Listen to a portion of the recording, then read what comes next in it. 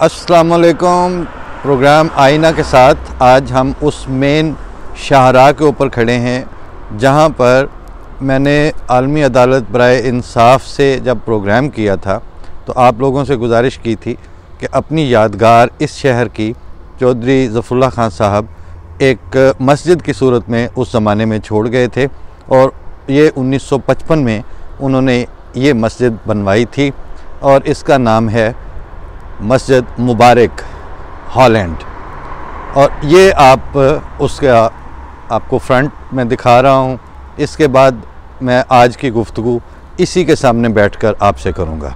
ये एक मेन इलाके में मस्जिद वाक़या है और यहाँ पर 1955 से लेके आज तक अनब्रोकन जमात अहमदिया की एक्टिविटीज़ अपनी पूरी आबोताब के साथ जारी भी हैं और उनमें कोई रुकावट भी नहीं है। ये पहले 50 आदमियों पर इब्तिदा में छोटी सी मस्जिद से इब्तिदा हुई थी कि इसकी कैपेसिटी 50 आदमियों की थी और अब माशाल्लाह इसमें 500 आदमी बैक वक्त नमाज अदा कर सकते हैं।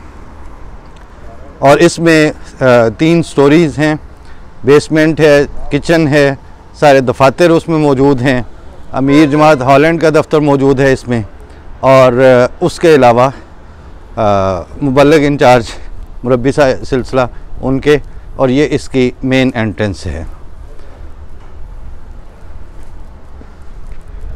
मस्जिद मुबारक।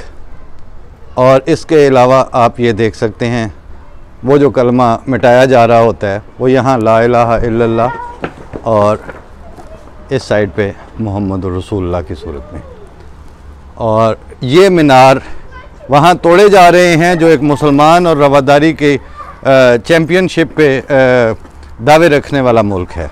और यहाँ ये मीनार मस्जिद तामीर होने के बाद बनाया गया था और इन लोगों को मीनार बनने पे कोई तकलीफ़ नहीं थी और इनके मजहबी जज्बात इन मीनारों से मजरू नहीं होते थे।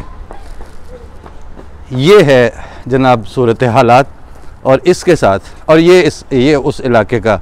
और मुझे अभी इधर उधर से जब मैंने लोगों से पता किया है तो ये यहाँ का हॉलैंड भर का पॉश तरीन इलाका समझा जाता है और यहाँ पर मिलियंस में घर और जगहें अवेलेबल होती हैं।